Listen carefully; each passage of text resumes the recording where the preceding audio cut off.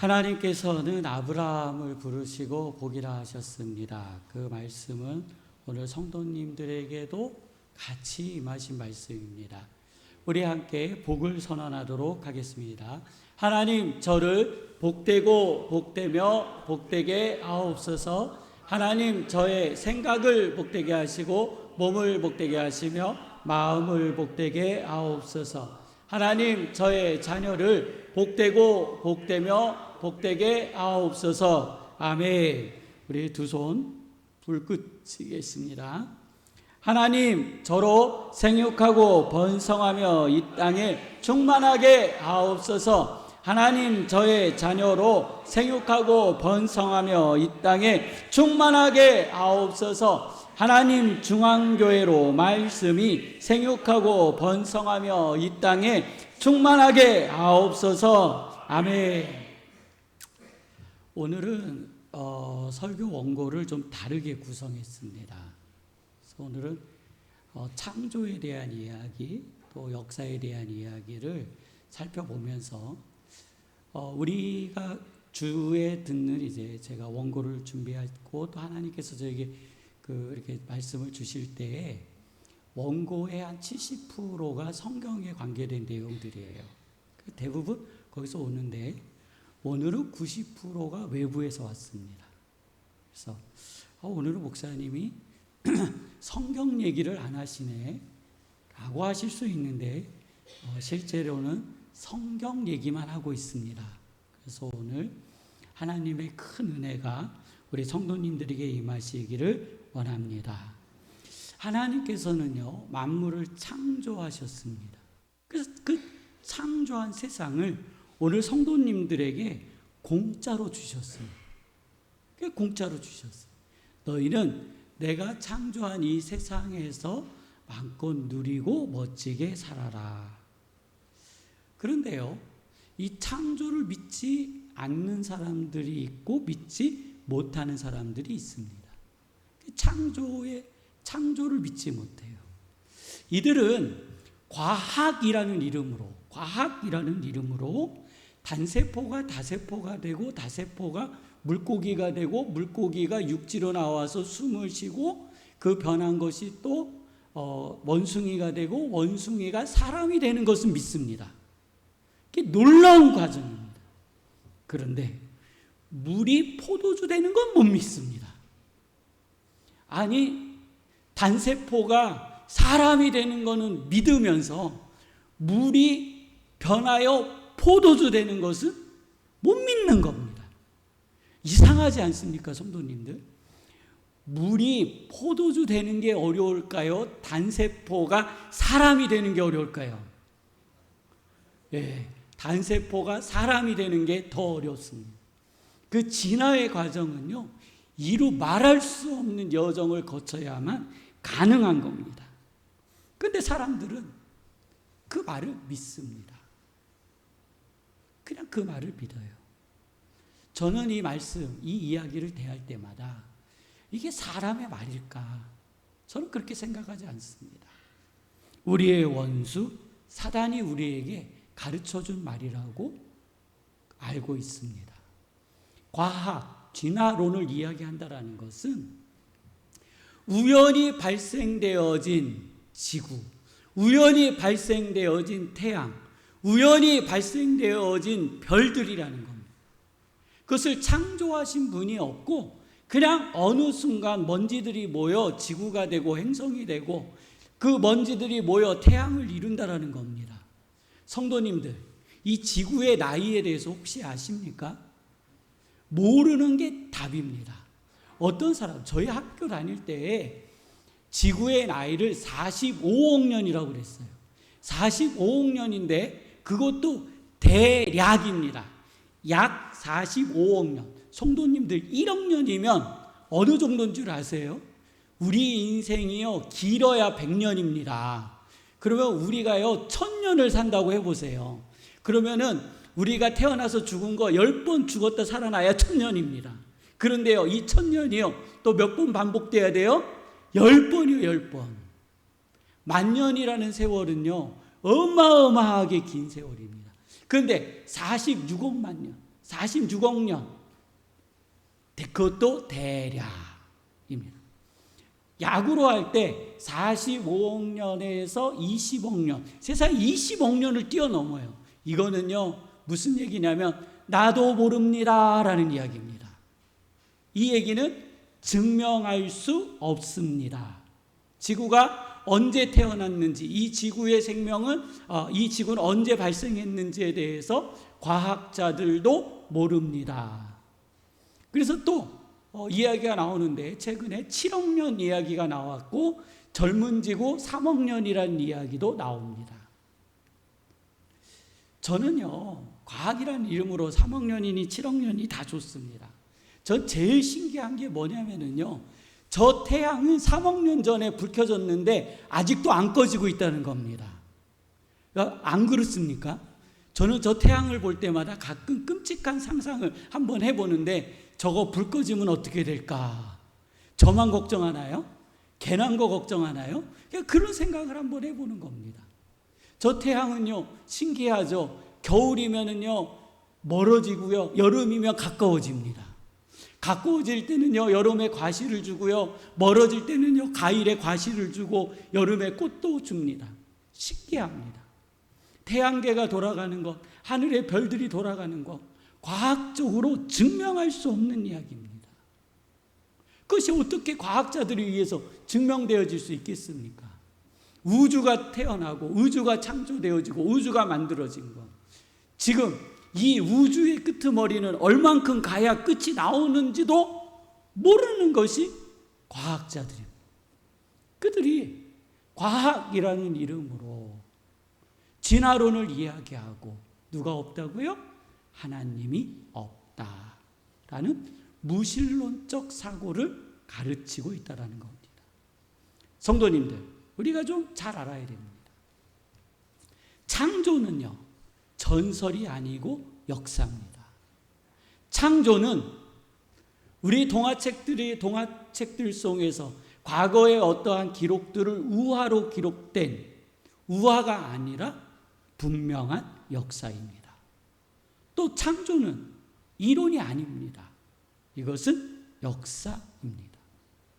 창조는요, 우리의 믿음의 근거가 아닙니다. 우리가 창조를 믿는다고 구원받습니까? 아닙니다. 창조는 그냥 역사입니다. 우리가 믿는 것은 만물을 창조하신 하나님께서 오늘 우리에게 이 세상을 주셨고, 값없이 주셨고, 범죄한 인간을 하나님이 예비하신 천국으로 우리를 맞이하여 들이시기 위하여 당신이 친히 십자가에 못 박혀 죽으셨음을 고백하는 겁니다. 우리는 창조를 믿는 게 아닙니다. 창조를 뭐하러 믿어요? 창조는 뭐라고요? 역사입니다. 그들이 아무리 거부할지라도 창조는 뭐라고요? 역사입니다. 그 창조의 역사에 대해서 성도님들 뭐 궁금해 하셔봤자 풀리지도 않고요. 제가 오늘 이 자리에 보니 이 자리에 계신 분들 100년 안에 창조의 역사 다 아실 겁니다. 그러니까 하나님 나라 가시면은 하나님께서 만물을 어떻게 창조하셨는지 그 비밀을 안 가르쳐 주시겠어요? 우리는 어떻게 생겨났고, 우리는 어떻게 만들어졌으며, 우리는 어떻게 살아간다라는, 어떻게 생존했다라는 거 하나님이 안 가르쳐 주시겠어요?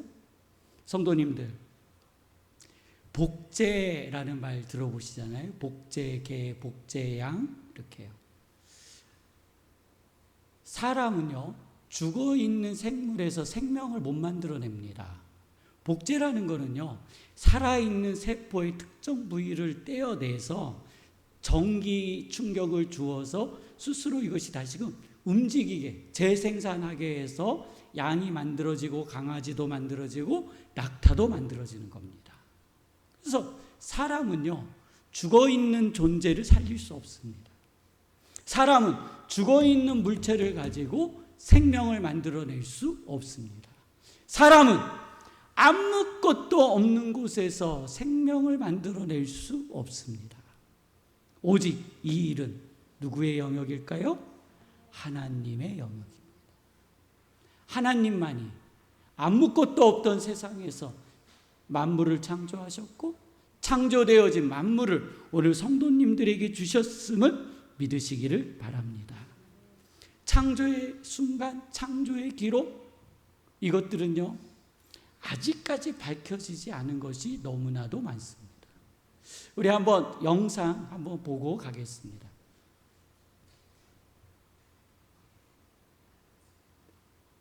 지난달 말부터 고온 적색경보가 10여일 넘게 계속된 중국 중서부 지방. 40도가 넘는 기온에 가뭄이 겹쳐 식수까지 부족해졌고 냉방시설 없는 학교엔 얼음통이 놓이는가 하면 아예 휴교하는 곳도 많습니다. 분지 지형이라 폭염 피해가 더 심한 충칭과 수천 등에선 더위를 식히기 위해 인공 강우가 시도됐습니다. 3, 2, 1, 발사.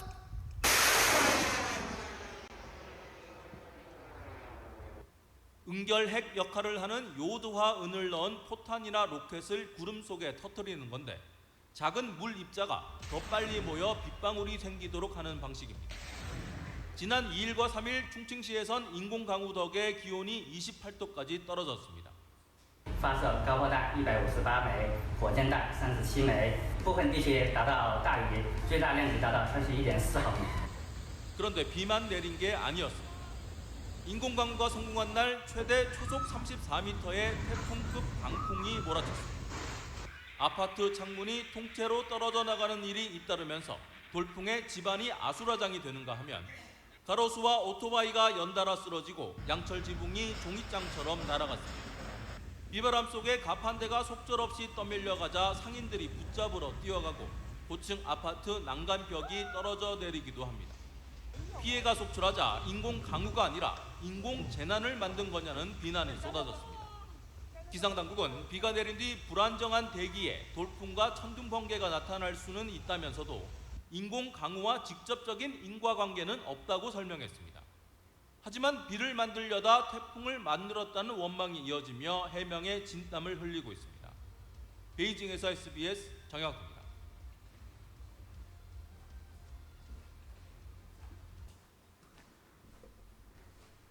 이 인공 강우에 대해서는 우리 지난달 말부터 고온 꺼주세요. 적색경보가 네네. 12월 이 인공 강우에 대해서는 우리 성도님들도 잘 알고 계시는 내용입니다. 우리가 가뭄이 들거나 더 더울 때 인공 강우를 만들어서 비를 내리게 하자. 이거는 중국만 아니라 우리 한국에서도 많이 시도되어지고 있고 전 세계적으로도 시도되어지고 있는 것 중에 하나입니다.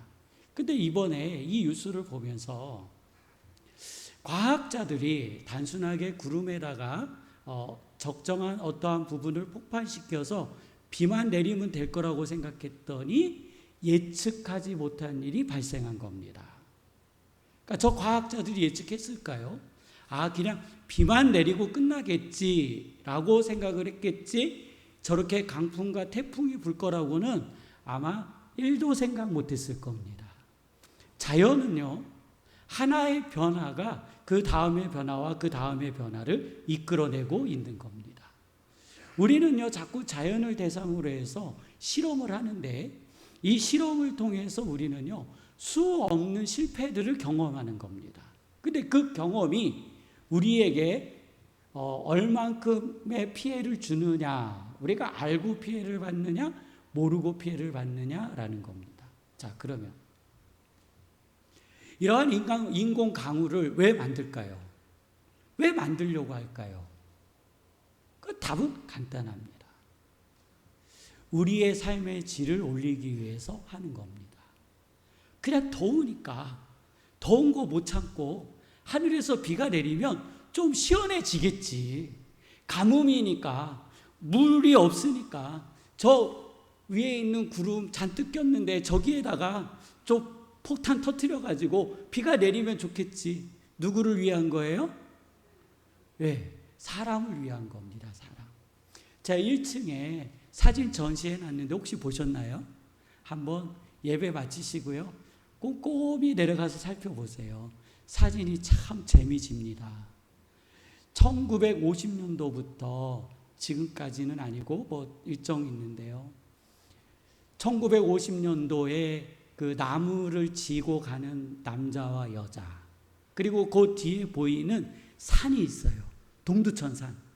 산이 민둥산입니다. 나무가 없어요. 왜 없을까요? 예, 땔감으로 다 걷어가 버렸잖아요. 지금요, 그 옛날이 좋다고 하시는 분들 산에 가서 땔감 떼다가 집에서 밥해서 드시겠어요? 예, 아니죠. 또 거기 사진에 보면은요, 신천에서 설거지하고 수영하는 모습도 나옵니다. 자, 그리고 제가 한번 말씀드려 볼게요. 성도님들, 저 신천이 깨끗하면 지금 가서 저 신천에서 샤워하시겠어요? 예, 안 하죠. 제가 듣는 이상한 이야기 중에 하나예요. 성도님들 그렇잖아요. 수도꼭 그 싱크대에서 나오는 물이나 화장실에서 나오는 물이나 똑같은 물이에요. 그런데요, 싱크대에서 나오는 물은 그냥 마시는데 화장실에서 나오는 물을 먹으려면 뭔가 이상해요. 하나의 수도꼭지라니까요. 하나의 배관에서 연결돼서 나오는데 싱크대에서 나오는 물은 편하게 먹는데 화장실에서 물 떠다가 끓여서 먹으려고 그러면 뭔가 이 마음이 찝찝한 거예요. 그런데요, 지금 저희가 저 신천 엄청 관리 잘하거든요. 너무 깨끗해졌어요. 저기에서요, 수영하란다고 수영을 하겠으며, 저기에서 물을 떠다 먹으란다고 물을 떠다 드시겠으며, 저기에서 설거지를 하라고 한들 설거지 하시겠어요? 지금은 못해요. 설거지하면 벌금 내야 됩니다. 환경 해쳤다고요. 성도님들 집에 가시면은요, 온수 냉수 잘 나오고요, 깨끗한 세제, 환경과 관계되어져 있는 좋은 세제들이 우리 집안에 얼마나 많습니까? 어마어마한 좋은 환경에서 저희는 살고 있습니다. 대한민국은요, 산업화를 넘었습니다. 산업화 시기에는 환경을 생각하던 시대가 아니에요. 환경이 아니라 우리가 어떻게 살 거냐, 생존의 문제를 가지고 살았어요. 그래서 저 강에다가 막 하수 그냥 막 버린 거예요. 그냥 오수, 냉수, 뭐 막 오염된 거, 화학약품 다 갖다 버린 거예요. 무엇이 중요했기 때문에요? 먹고 사는 것이 중요했기 때문에. 지금은요, 아니에요. 지금 대한민국은요, 성도님들 집에서 쓰시는 오수와 하수는 별도로 구분되어져 하수 처리장으로 가고 있어요. 그곳에서 구분되어져서 잘 정화되어져서 다시 강으로 버려지는 겁니다. 그래서 불법 투기하시는 분들 있잖아요. 공장에 오수, 폐수 버리시는 분들, 이분들 절대 그러면 안 되잖아요. 그래서 안 되니까 강제로 벌금을 물리는 겁니다. 성도님들, 조선시대 일반인들의 평균 수명은 35세 안팎이었대요. 그래서 저는 조선시대 살았으면 할아버지고 없어져야 되는 겁니다. 지금 1950년대 기대 수명이 51세였습니다. 그러니까 1950년대에 기대 수명이 51세. 2021년도 기대 수명이 83.6세라고 합니다. 이제 2040년 평균 수명은요, 96세가 된다고, 86세가 된다고 전망하고 있습니다. 이게 우리나라예요. 다른 나라 하는 게 아니에요. 우리나라가 1940년도 평균 기대 수명이 89세나 되는구나. 이게 국가가 지금 정하고 있는 것이고 이대로 잘 가고 있어요. 우리의 환경이 얼마나 좋아졌습니까? 우리들이 먹고 마시는 것, 드시는 것 얼마나 위생적으로 변했는지 모릅니다. 어떤 분이 우유 얘기를 하는데요. 우유가요, 다 그 우유가 그 우유래요. 대한민국은요, 멸균이 너무 잘 돼 있대요. 그래서 다 그냥 싼 우유 먹어도 되고 비싼 우유 먹어도 되고 영양분이 다 그게 그거래요. 제일 좋은 우유는요, 유통기한이 제일 많이 남은 우유가 제일 좋은 거래요. 유통기한 짧은 거는 상할 위험이 있고 유통기한 많이 남은 거는 신선한 우유이기 때문에 그냥 좋은 우유를 찾는 것이 아니라 유통기한 많이 남은 거 드시는 것이 우리에게 좋다라는 겁니다. 성도님들 가정에 도시가스가 돼 있어요. 전기 들어가 있어요. 겨울에는요 그냥 따뜻해요. 반바지 그냥 반티 넌닝구 입고요. 집에서 살아도 추운 줄 더운 줄 몰라요. 설거지 하는데 얼마나 편해요. 정말 우리는요 너무나도 좋은 환경에서 살고 있습니다. 그런데요 오늘 시편을 기록한, 오늘 이 시편 104편을 기록한 다윗 왕이 살았던 그 시대는 어떨까요? 그냥 우리가요 다윗 왕의 그 삶의 수준에다가 한번 맞춰볼게요. 그냥 평민도 아니고 다윗 왕의 삶의 수준에. 우리가 3만 원을 내고 먹는 뷔페 식당에 가서 다양한 음식을 먹습니다. 단돈 3만 원만 내면 됩니다. 이 음식을 다윗은 매일 즐길 수 있을까요? 즐겼을까요? 아닙니다. 다윗은 오늘 성도님들이 감기 걸리거나 아프거나 하시면 병원에 가죠. 그러면 이 다윗이 오늘 성도님들이 받으시는 이 의료 혜택을 받으실 수 있으실까요? 못 받죠. 그러면 대한민국은요 지금 평균 고졸을 넘어 대졸 시대가 되었습니다. 그리고 대학도요 학자금 대출부터 시작해서 장학금 다 줘서요 돈 없어 공부하는 나라가 아니라 의지가 없어 공부 안 하는 나라가 됐습니다. 과거에는 땅 팔고 소 팔고 귤 팔아서 자녀들 대학 보냈다면 지금은 그럴 필요가 없어요. 돈 없어서 대학 못 가던 시절이 아니라 의지가 없어서 대학 공부를 안 하는 시대. 교육을 누구나 받을 수 있는 시대가 되었습니다. 그러면 다윗 시대에 이러한 교육이 있을까요? 없죠. 성도님들이 누리시는 교통, 저 지하철을 타고 서울을 가시는데 걸어서 가면은 하루를 갔다 와야 되는데 지하철 타면 2시간, 4시간이면 돼요. 그때 당시에 가능했을까요? 말 타고, 말도 한 마리 갖고 안 되니까 2마리, 3마리 번갈아 가면서 갔을 거 아니에요. 우리들이 영화 볼 때는 한 마리가 쫙 타고 먼 곳까지 가니까 야, 저 한 마리가 멀리 가나 보다 하지만요, 성도님들 말도요 가다가 지치면은요 물도 먹어야 되고 밥도 먹어야 되고 똥도 싸야 되잖아요. 걔가 얼마나 지치겠어요. 그래서 그런 거예요. 오늘 우리는요 상상할 수 없는 시대에 살고 있습니다. 저는 대한민국이라는 이 한반도, 이 땅에 이만큼 풍요한 시대가 있었을까? 이만큼 좋은 시절이 있었을까? 이만큼 풍요함을 누리던 시대가 있었을까? 하는 생각을 해보는 거예요. 성도님들의 삶이 아무리 힘들고 어려워도 한반도에 있었던 그 어떠한 조상들보다도 우리는요 풍요를 누리고 있음을 믿으시기를 바랍니다. 그들은 그 힘들고 어렵고 고통스러운 환경 속에서 하나님을 찬양했습니다. 하나님을 높였습니다. 하나님께 영광을 돌려드렸습니다. 주께서 옷을 입은같이 빛을 입으시며 하늘을 휘장같이 치시며 물에 자기 누각에 들보를 얹으시며 구름으로 자기 수레를 삼으시고 바람 날개로 다니시며 바람을 자기 사신으로 삼으시고 불꽃으로 자기 사역자를 삼으시며 땅에 기초를 놓으사 영원히 흔들리지 아니하게 하셨나이다. 이것이 다윗의 고백입니다. 오늘 이 신앙의 고백이 풍요한 삶을 살고 있는 저희에게 더 강력히 일어나시기를 주님의 이름으로 축원합니다. 성도님들, 다윗은 보았어요. 아, 세상이 항상 새롭게 변하고 있구나. 그래서 이렇게 기록해요. 주의 영을 보내어 그들을 창조하사 지면을 새롭게 하시며.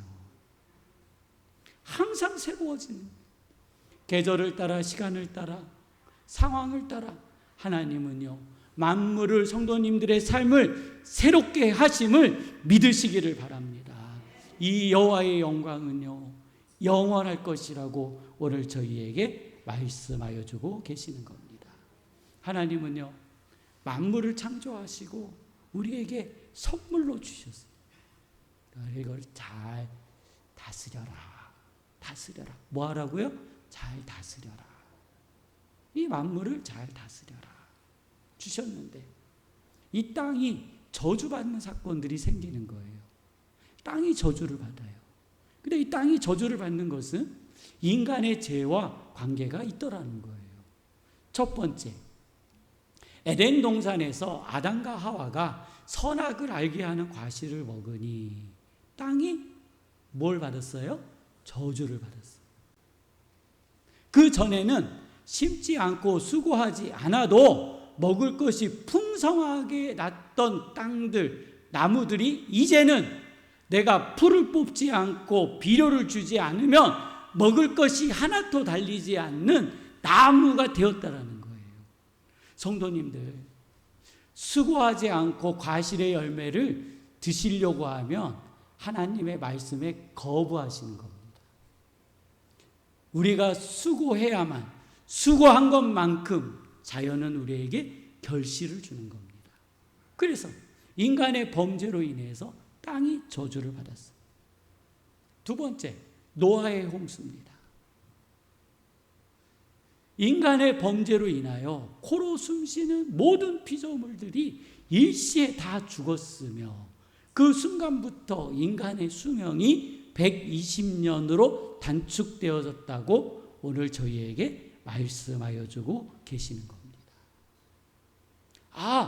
환경이 파괴되어지고 저렇게 태풍이 불고 바람이 부는 것은 자연의 이치와 상황 속에서 하나님의 시간과 계획하심 속에서 이루어진 사건임에도 불구하고 그 중에 세상을 잘 다스리지 못하는 우리의 어떠한 실수가 우리가 사는 세상을 더 힘들게 만들고 있지는 않은지. 한번 성도님들, 이 창조의 주간이래요, 이번 주간이. 그래서 녹색 넥타이를 맸습니다. 이 창조의 날, 하나님 아버지 앞에 냉정히 돌아보는 그 은혜의 시간이 되시기를 원합니다. 맹수는요, 이 맹수들 있잖아요. 이 맹수들이 사냥을 했을 때 성공률이 채 20%가 안 된대요. 그러니까 가장 먹이 사슬의 꼭대기에 있는 사자, 호랑이 뭐 이런 동물들 있잖아요. 우리는 맨날 그 다큐에서 성공하는 것만 보니까 저도 다 성공하는 줄 알았더니 얘네 그렇지 않더라고요. 이 뒷발에 채워가지고요, 가슴도 날아가고요, 얼굴도 날아가고요. 이게 그냥 한 마리 잡는 게요, 목숨 걸고 잡는 거예요. 그러니까요, 얘네들이요, 사냥 성공률이 20%밖에 안 되니까 한 마리 잡은 게 얼마나 아까워요. 다 먹어야 돼요, 남겨요. 그래서요, 뼈까지 씹어 먹는데요. 얘네들이요, 사냥 성공률이 60%에서 70%가 되면은요, 온 들녘에 시체로 가득할 거라는 거예요. 먹다가 맛없으면 남겨놓고 먹다가 맛없으면 새로 잡아먹을 거 아니에요. 하나님은요, 우리들이 생각하지도 못하는 생태계를 구성해 놓고 계시는 거예요. 제가 지난번에 우스갯소리로 모기는 왜 이렇게 생육하고 번성하고 충만한지 말씀드렸잖아요. 우리 생각, 모기가 이 세상에 없어져 보세요. 바퀴벌레가 이 세상에서 없어진다고 생각해 보세요. 우리는요, 상상할 수 없는 일이 우리에게 벌어지는 겁니다.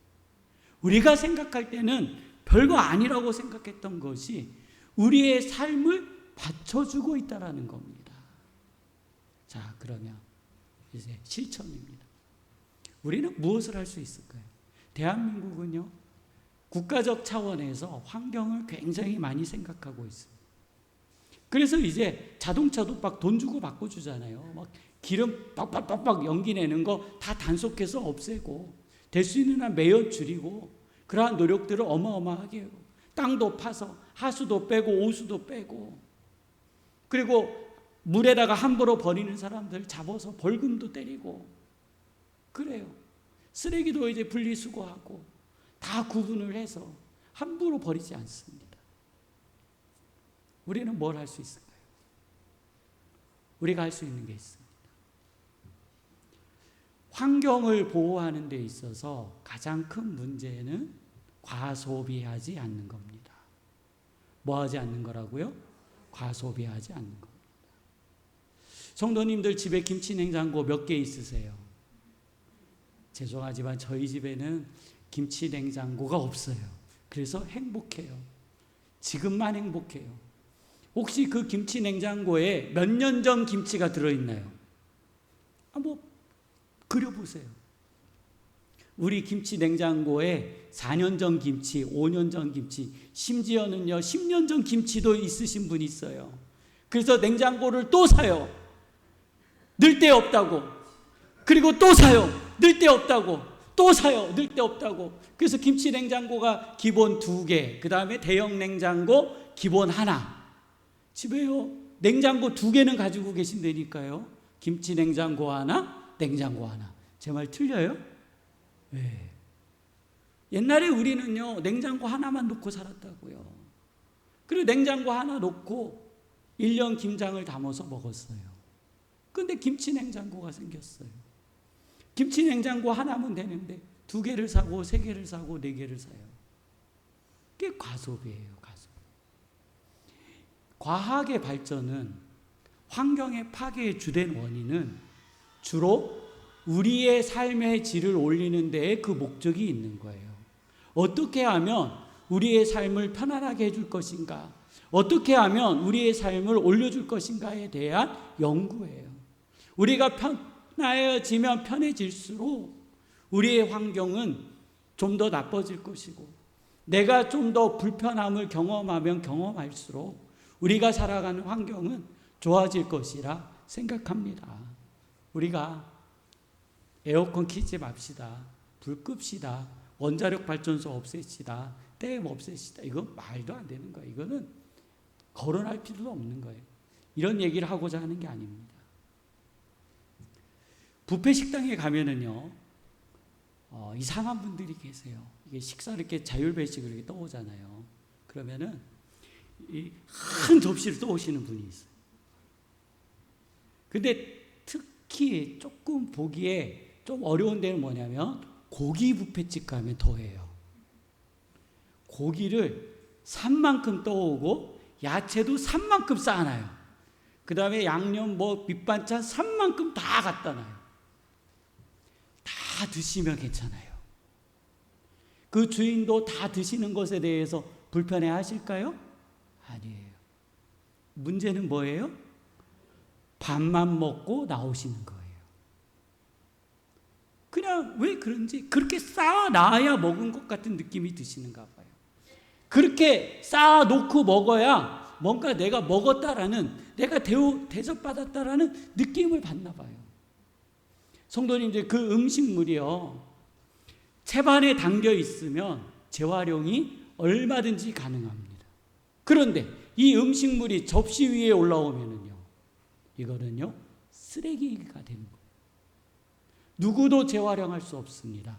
오직 떠온 자기만 먹을 수 있는 겁니다. 제가 우리 주방을 봤어요.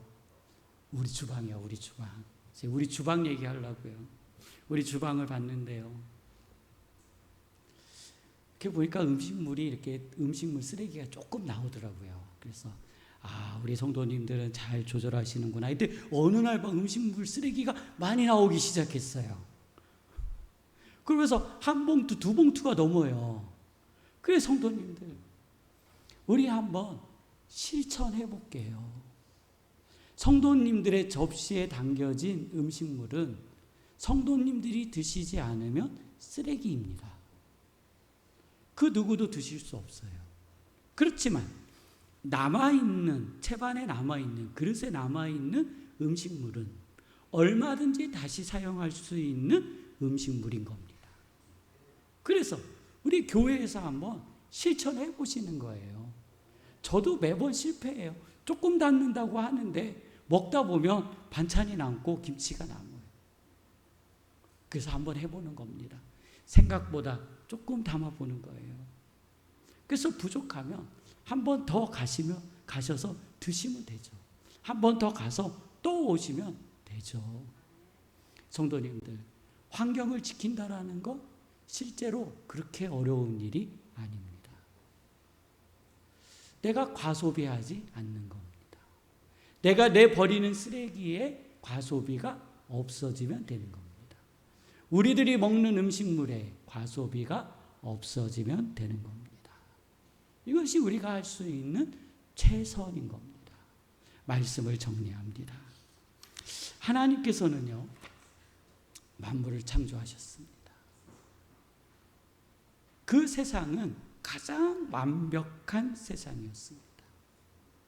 수고하지 않아도, 땀 흘리지 않아도 모든 것들을 다 주셨던 그 세상. 인간의 범죄로 말미암아 우리는 노동을 해야 하고 일을 해야 했습니다. 또 인간의 범죄로 말미암아 자연은 멸종의 위기까지 도달했던 시절도 있습니다.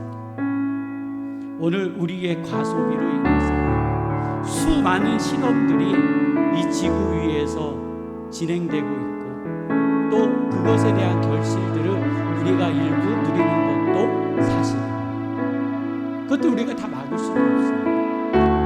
그렇지만 집에서 쓰시는 샴푸, 내가 먹는 음식, 이런 것들에 대한 약간의 불편함을 통해 오늘 우리들이 살고 있는 이 아름다운 대한민국을 하나님의 은혜 가운데 우리의 자녀들에게 물려주시기를 원합니다. 우리 함께 기도하도록 하시겠습니다. 거룩하신 하나님 아버지여, 인도하여 주시고 붙들어 주시옵소서. 하나님께서 오늘 이 만물을 저희에게 선물로 주셨습니다. 하늘의 저 뜨거운 태양도 하나님 아버지 저희에게 선물로 주셨습니다. 하나님, 저 태양으로 인하여 하나님 아버지 풀들이 자라고 나무가 자라고 하나님 아버지 곡식이 자라고 아버지 하나님 열매가 저희 안에 맺히고 아버지 하나님 이 열매들을 벌레들이 먹고 벌레들 하나님 아버지 동물이 먹고 아버지 하나님 그 지하여진 것들로 인하여 하나님 아버지 저희는 양식을 삼아 아버지 하나님 오늘의 풍요를 누리고 있습니다. 하나님 아버지 저희의 생명은 오직 여호와 하나님의 은혜 안에서 시작되었고 하나님의 역사하심 가운데 이루어지고 있음을 아버지 하나님 오늘 고백합니다. 하나님 저희를 사랑하는 세상 아버지 하나님 풍요의 땅 대한민국 아버지 하나님 은혜의 땅 대한민국을 아버지 하나님 우리 자녀들에게 잘 물려줄 수 있도록 주여 인도하여 주시옵소서. 우리 가정에서 아버지 하나님 우리의 집에서 실천할 수 있는 아버지 하나님 작은 것 하나부터 하나님 아버지 실천에 나아갈 수 있도록 인도하여 주옵소서. 거룩하신 하나님 아버지, 저희는 이 대한민국 땅이 있는 이곳 하나님 5천년 만년의 역사 속에서 그 어떠한 때보다도 풍요한 시대를 살고 있습니다. 그 어떠한 때보다도 유택한 삶과 편안한 삶을 살고 있습니다. 하나님, 이제 저희를 도우시고 이 풍요의 땅을 건강하게 잘 사용하다가 우리의 후대들에게 물려주는 거룩한 그리스도인 되게 하여 주옵소서. 하나님, 이 환경을 위하여 조금은 불편함을 감소할 수 있는 거룩한 그리스도인 되게 하여 주옵소서. 이 은혜가 저희 안에 임한 것에 감사드리며 예수님의 이름으로 기도드립니다.